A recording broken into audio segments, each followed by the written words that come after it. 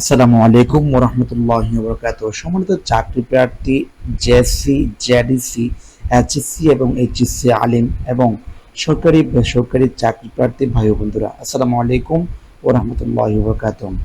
আজকে আলোচনা করব আপনাদের সবচেয়ে একটি গুরুত্বপূর্ণ টপিকস নিয়ে, ইংরেজির সবচেয়ে গুরুত্বপূর্ণ। এটি আমাদের চাকরি পরীক্ষায়, সরকারি বেসরকারি যে কোনো চাকরি পরীক্ষায় এই টপিকস থেকে প্রশ্ন হয়ে থাকে, আর সেটি হচ্ছে ট্রান্সফরমেশন অফ সেন্টেন্স, সবচেয়ে গুরুত্বপূর্ণ।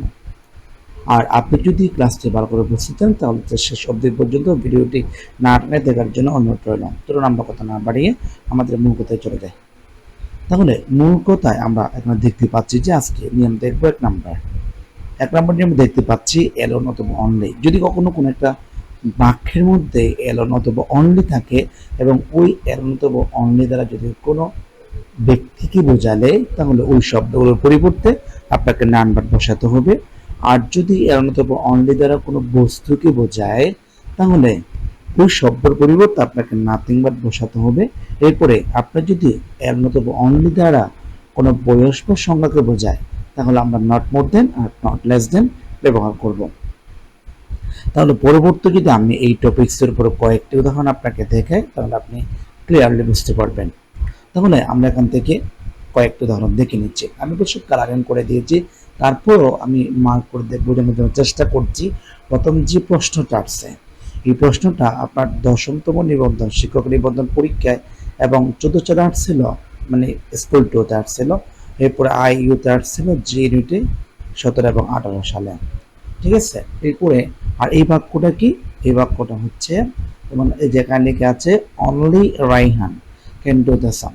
আমি জানি কি এখানে মূলত অনলি শব্দ যে আছে, এই অনলি শব্দটা তো রাইহানকে বুঝিয়েছেন।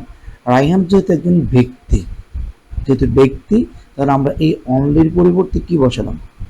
নাউন ভার্ব বসালাম। বাকি এখানে যা যা আছে তা ঠিক কোনো পরিবর্তন না করে বসিয়ে দিলাম। তাহলে আমরা বুঝতে পারলাম যে এখানে অনলি রাইহান, শুধুমাত্র রাইহানকে বলেছেন। রাইহান যেহেতু ব্যক্তি, পুরুষ মানুষ, সেহেতু আমরা এই অনলির পরিবর্তে নাউন ভার্ব বসালাম। আমি অবশ্য বলেছিলাম যে কখনো কোনো সময় এর মতো অনলি থাকে এবং ওই শব্দ দ্বারা যদি কোনো ব্যক্তিকে বোঝায় তখন এই শব্দের পরিবর্তে আমরা নাউন ভার্ব বসাবো। আর দ্বিতীয় বাক্য একই রকম, যে এখানে বলা আছে, যেমন এটা হচ্ছে নেগেটিভ, অর্থাৎ এখানে প্রথম বাক্যটা হচ্ছে অ্যাফার্মেটিভ থেকে নেগেটিভ করা, দ্বিতীয় বাক্যটা হচ্ছে নেগেটিভ থেকে অ্যাফার্মেটিভ করা। এইখানে লিখে থাকবে ব্র্যাকেটে। আবার অনেক পরীক্ষার মধ্যে লিখে থাকে না, উপরে একসাথে বলা থাকে।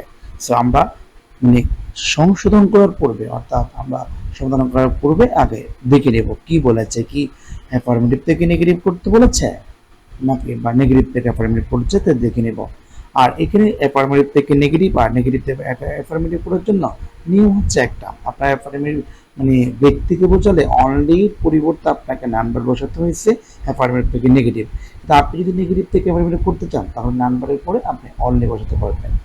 আচ্ছা, তাহলে আমি বিষয়টি বোঝাতে পারলাম। তা আজকে মানে আমি চাচ্ছিলাম যে ভিডিওগুলো যে লম্বা না করে ছোট্ট করে একটা একটা নিয়ম 3 মিনিট বা 4 মিনিট শেষ করার জন্য, বাকিগুলো আপনারা দেখে নেবেন। আমি এখানে আরো কিছু উদাহরণ যোগ করেছি, আপনি যদি খেয়াল করেন এখানে আরো কিছু উদাহরণ দেখতে পারবেন। সেটা হচ্ছে চাইল্ড লাইকস অনলি সুইট, এর বাক্যটা নেগেটিভ। আপনাকে অ্যাফার্মেটিভ করার জন্য কি করতে হবে? Child likes nothing but sweet. কেন?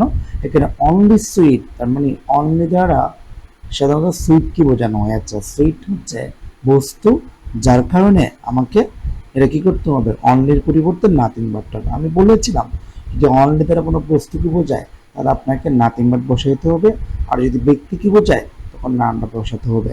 যদি কোনো বয়স বা সংখ্যাকে বোঝায় তখন আপনাকে নট মোর দেন অথবা নট লেস দেন করতে হবে। যেমন এখানে বলা আছে, এখানে বলছে প্রিয়ম ইজ অনলি 6, তার মানে ওনার প্রিয়মের বয়স হচ্ছে শুধুমাত্র 30 বছর বা 6 বছর।